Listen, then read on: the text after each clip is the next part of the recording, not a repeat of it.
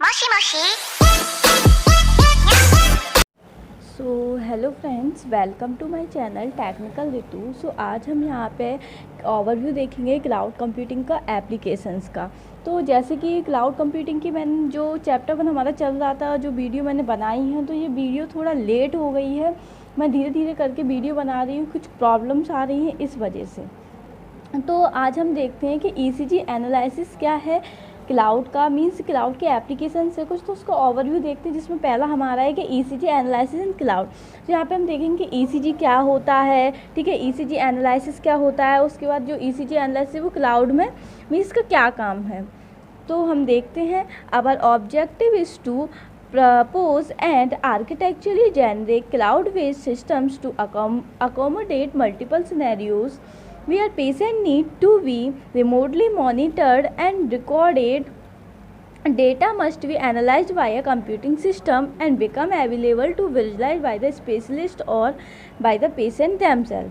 देखो हमारा ऑब्जेक्टिव क्या था ईसीजी एनालिसिस को बनाने के लिए। जैसे कि कोई पेशेंट है, उसको कोई बीमारी है हार्ट से रिलेटेड, या मीन्स कोई वैसी बीमारी है जिसे हम इंटरनली बीमारी जिसे हम मतलब बाहर से देख के नहीं बता सकते हैं। तो इसके लिए हमें एक डिवाइस, एक ऐसा सिस्टम चाहिए था जो मीन्स उसमें सेंसर्स लगे हों और वो बीमारी को बता दे देख के।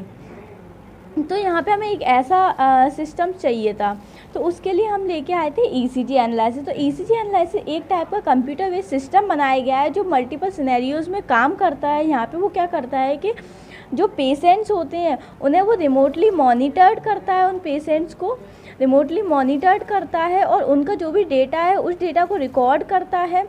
रिकॉर्ड करने के बाद उस डेटा को अपने जो उसका कंप्यूटिंग सिस्टम है उसके द्वारा अपने डेटा को एनालाइज करता है, और वो डेटा जैसे एनालाइज हो जाता है वैसे ही उस डेटा को वो रिकॉर्ड कर लेता है। उस डेटा को रिकॉर्ड करने के बाद वो डेटा जैसे हमारे स्पेशलिस्ट होते हैं, कुछ डॉक्टर्स वगैरह, वो डेटा वो देख सकते हैं उसका, ठीक है। पेशेंट्स हैं, पेशेंट्स खुद अपना डेटा देख सकता है। तो जो ईसीजी एनालिसिस है वो यहाँ पे काम आता है। अब हम आगे देखते हैं। Also our design and prototype are generic to accommodate several use cases. In this paper we focus on one motivational case, namely the monitoring of patients who suffer from cardiac arrhythmias requiring continuous episode detection. Electrocardiogram ECG data from commodity wearable sensors are obtained in real time and used to perform detection and classification. तो यहाँ ECG analysis means उसको design किया गया है, एक prototype बनाया है। उस प्रोटोटाइप में बहुत सारे हमने यूज़ केस का भी मीन्स कंप्यूटिंग बैकग्राउंड से हो तो आपको पता होगा कि मीन्स यूज केस डायग्राम का यूज किया जाता है। यूज केस डायग्राम वो होता है, हम इनपुट देते हैं, आउटपुट के हिसाब से चाहिए वो देखा जाता है चेक करने के लिए। तो यूज केस डायग्राम्स बनाए जाते हैं उसके लिए। तो इस सिनेरियो के लिए यूज केस डायग्राम्स को डिज़ाइन किया गया है। इसमें हमने क्या लिया है, अब मान लो हमको एक एग्जांपल दे रहे हैं, उस एग्जांपल में मीन्स एक मोटिवेशनल केस स्टडी उन्होंने ली है कि एक पेशेंट है, उसको कार्डियक आर्थराइटिस की बीमारी है। तो जो पेशेंट है वो सफ़र कर रहा है, तो वहाँ पे क्या करेंगे हम ईसीजी इलेक्ट्रोकार्डियोग्राम का यूज करेंगे, जिससे वो जो ईसीजी हमारी उसमें बहुत सारे सेंसर्स लगे होते हैं, तो वो सेंसर्स रियल टाइम में काम करते हैं। तो इसकी हेल्प से हम पेशेंट की जो कार्डियक आर्थराइटिस वो बीमारी होती है जिसमें पेशेंट की हार्ट बीट या तो बहुत ज़्यादा स्लो होती है या जब बहुत ज़्यादा फास्ट हो जाती है, तो ये बीमारी को चेक करने के लिए मीन्स यहाँ पे थोड़ा मीन्स दिक्कत आती है डॉक्टर को। तो इसलिए यहाँ पे एक ईसीजी एनालिसिस किया गया है, ईसीजी टेस्ट टाइप का होता है। तो जो ईसीजी है वो डिटेक्ट करेगा उस बीमारी को, और उस बीमारी को मीन्स अगर पेशेंट उसको और भी बीमारी हुई हार्ट से रिलेटेड या किसी से भी रिलेटेड, तो वो उसको क्लासीफाई कर देगा कि ये सिम्टम्स हैं, ये सिम्टम्स हैं, ये सिम्टम्स हैं। तो वो अलग अलग क्लासेस में क्लासीफाई करके दे देगा। तो डॉक्टर अपने अकॉर्डिंग, डॉक्टर या साइंटिस्ट जो हैं तो वो अपने अकॉर्डिंग देख लेंगे कि जो पेशेंट है उसे कौन सी बीमारी है। अब यहाँ पे जो ईसीजी है, आपको अगर ऊपर नहीं समझ आया हो थोड़ा बहुत, तो ये पूरी डेफिनेशन आपको क्लियर बता देगी कि ईसीजी क्या है।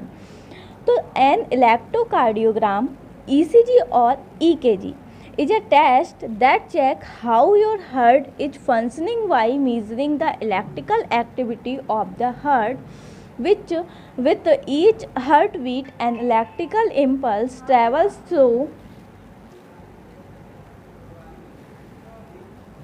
your heart. This wave causes the muscles to sneeze and pump blood from the heart. यहाँ पे क्या होता है, ECG एक टेस्ट होता है, जो मैंने बताया कि ECG एक टाइप का क्लाउड बेस्ड सिस्टम है, इसमें बहुत सारे सेंसर्स लगे होते हैं, तो एक टाइप का टेस्ट होता है जिसे हम EKG या ECG बोलते हैं। तो इस टेस्ट को जब कराया जाता है जब पेशेंट के हार्ट में कोई प्रॉब्लम होती है, या फिर इसमें लिखा है कि जो पेशेंट है या आपका है, या मीन्स आप वो पेशेंट है, कोई भी पेशेंट हो सकता है, तो उसका हार्ट है वो उसका जो हार्ट की इलेक्ट्रिकल एक्टिविटी है उसको मीज़र कर लेता है, वो फंक्शन कैसे कर रही है, उसका हार्ट मीन्स हार्ट बीट तेज़ है या हार्ट बीट स्लो है, तो उसके फंक्शन को देख लेता है जी, एनालाइज कर लेता है उसके इम्पल्स कैसे काम कर रही हैं। तो उससे ये पता चल जाता है कि वैसे वो छींक रहा है या उसके हार्ट में जो ब्लड पंप हो रहा है, ये सारी चीज़ें फैच कर लेता है। And ECG measures and record the electrical activity that passes through the heart. ECG क्या करता है, जो भी हार्ट के थ्रू जो भी इलेक्ट्रिकल पल्सेस, इलेक्ट्रिकल एक्टिविटी या इलेक्ट्रिकल इम्पल्स कह सकते हैं वो पास हो रही हैं, उसको ये रिकॉर्ड करके रख लेता है, उसको मेजर कर लेता है। A doctor can determine if this electrical activity is normal और इरेगुलर। उसके बाद जो भी ये रिकॉर्ड करता है वो रिकॉर्ड डॉक्टर के पास जाता है, तो डॉक्टर उस रिकॉर्ड को देख के बताता है कि जो वो पेशेंट है वो नॉर्मल एक्टिविटी कर रहा है या फिर उसकी जो एक्टिविटी है वो इरेगुलर है, मीन्स उसे कोई बीमारी है। The overall functionality of an ECG monitoring देखते the overall functionality of an ECG monitoring and analysis system involves the following steps। अब मीन्स हमारी जो ECG है, ECG एनालिसिस है, उसको हम देखते हैं कि उसको मॉनिटरिंग करने की और एनालाइज करने की क्या क्या फंक्शनलिटी है, उसमें कुछ स्टेप्स कैसे फॉलो होती हैं। तो क्या क्या स्टेप्स हैं ये देखते हैं। फर्स्ट स्टेप है, a patient is equipped with a wireless ECG sensor attached to their body and a mobile device that is capable of communicating to the internet।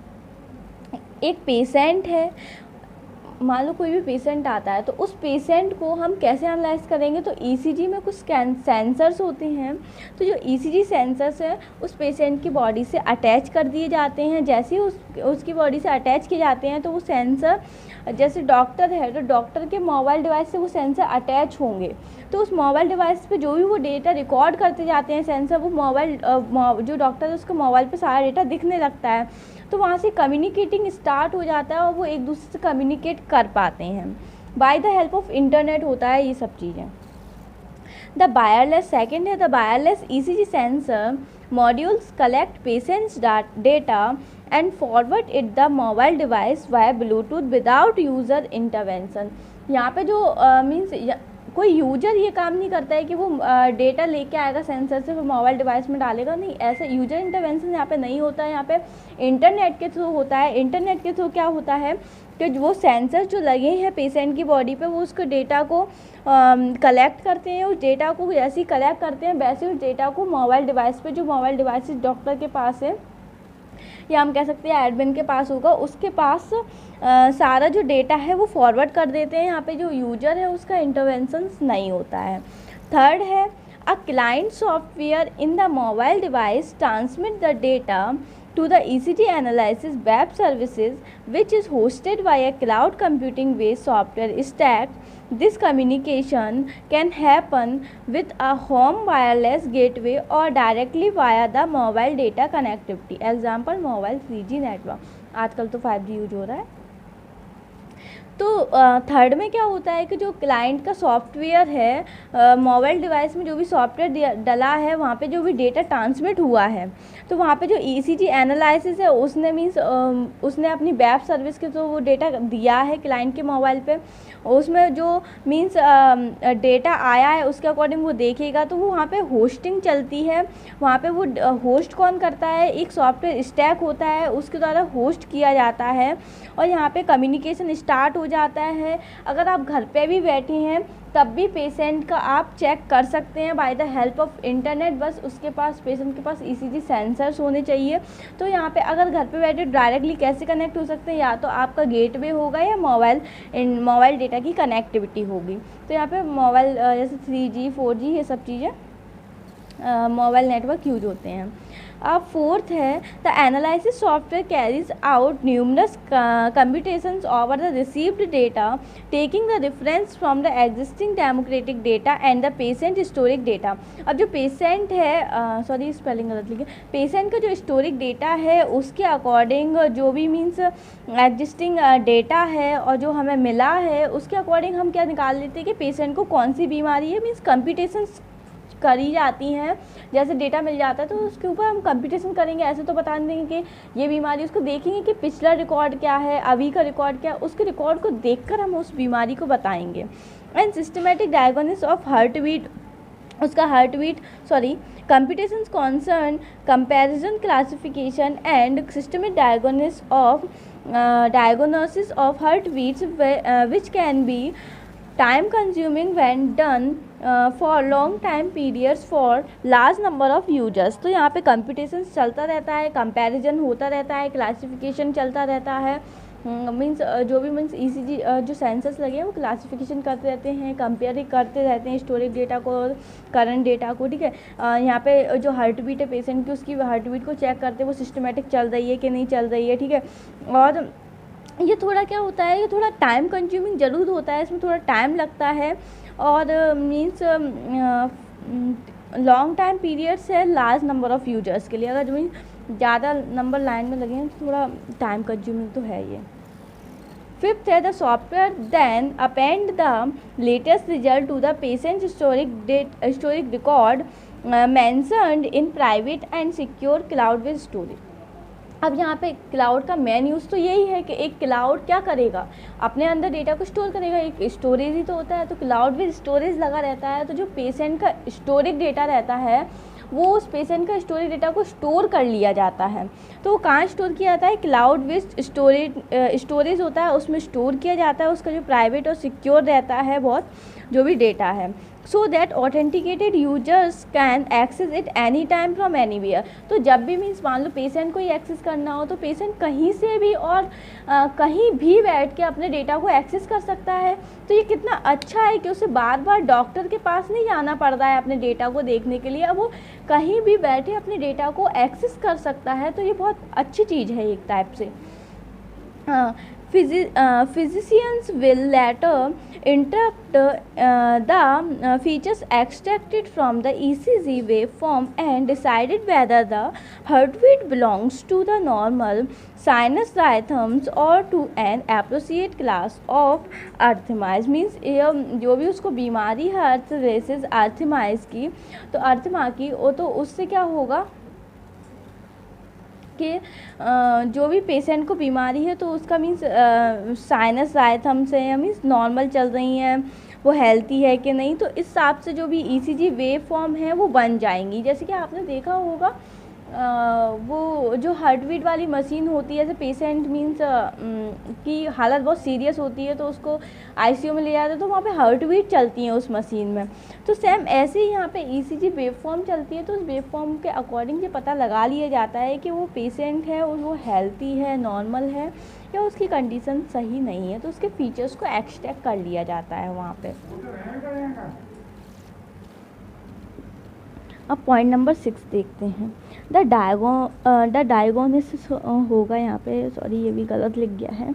Result are disseminated to the patient mobile device and or monitor their doctor and और emergency services at predefined intervals. तो यहाँ पे जो भी means result आता है वो result जो पेशेंट है उसके मोबाइल डिवाइस पे शो हो जाएगा, पेशेंट को पता चल जाएगा कि उसे ये बीमारी है, इस टाइप के आप में सिम्टम्स हैं। तो मीन्स जैसे अभी कोरोना चल रहा है तो एक ऐप बना है, उसमें पता चल जाता है कि आपको मीन्स आप ठीक है या नहीं है। ऐसे ही यहाँ पे जो ईसीजी एनालिसिस है वो उसमें खैर सेंसर्स होते हैं, वो थोड़ा मीन्स उससे डिफरेंस है, बट हाँ थोड़ा उसी टाइप से काम करता है। तो जो पेशेंट है उसके मोबाइल डिवाइस पता चल जाएगा वो हेल्थी है, नॉर्मल है या नहीं है, और डॉक्टर है वो पेशेंट को मॉनिटर करता रहेगा। अपना जो रिमोट एक्सेस है, मीन्स यहाँ पे डॉक्टर बैठा है वहाँ से अपने पेशेंट को वो मॉनिटर करता रहेगा। इमरजेंसी सर्विसेज क्या क्या उसे देनी है तो सारे मतलब वहाँ पे रहेंगे, तो ये एक टाइप से सही है। अब 7 पॉइंट है, the monitoring and computing processes are repeated according to users preference which may be hourly और daily over a long period of time. तो यहाँ पे 7th यही है कि मॉनिटरिंग और कंप्यूटिंग प्रोसेस रिपीटेडली चलती रहेगी, यूजर और डॉक्टर में कम्युनिकेशन बना रहेगा, और यहाँ पे जो यूजर का प्रेफरेंस है उसके अकॉर्डिंग डॉक्टर उसे हावरली या डेली बेसिस पर उसे देखता रहेगा, और उसकी जो भी सारी इन्फॉर्मेशन है वो डॉक्टर को मिलती रहेगी। तो यहाँ पे ईसीजी एनालिसिस एक मीन्स बहुत अच्छी चीज़ है, बहुत अच्छा टेस्ट है। तो यहाँ पे हमने देखा उसे कि ये पूरा काम क्या है। तो जैसे हम आरजीपीवी का कोई एग्ज़ाम देते हैं फ्रेंड्स, तो हमें इतनी डिटेल लिखनी ही पड़ती है। तो मैंने इसलिए आपको इसलिए और समझाया है कि मान तो और यहाँ पे जो ईसीजी एनालिसिस उसका एक डायग्राम भी है फ्रेंड्स। तो मेरा ब्लॉग है ऑनलाइन क्यूवी के नाम से एक ब्लॉग बनाया हमने क्यूवी सॉल्यूशन का। तो यहाँ पे जो भी मतलब जैसे कि जो क्वेश्चंस प्रीवियस ईयर के क्वेश्चंस हैं जो आरजीपी में पूछे गए हैं, तो वो सारे क्वेश्चंस को मैं खुद सॉल्व करूँगी। उन क्वेश्चंस के आंसर्स क्या क्या हैं, किस हिसाब से आंसर्स लिखने हैं हमें एग्ज़ाम में। तो ये सारे जो भी मीन्स इसका एक डायग्राम भी है, उसके अकॉर्डिंग जो डायग्राम है ईसीजी एनालिसिस का वो मैंने अपने ब्लॉग में दिया हुआ है। तो प्लीज़ जो डिस्क्रिप्शन बॉक्स है उसमें मैं लिंक दूंगी अपने ब्लॉग की, तो उसमें आप लिंक पे क्लिक करके हमारे ब्लॉग को विज़िट कर सकते हैं। Thank you friends.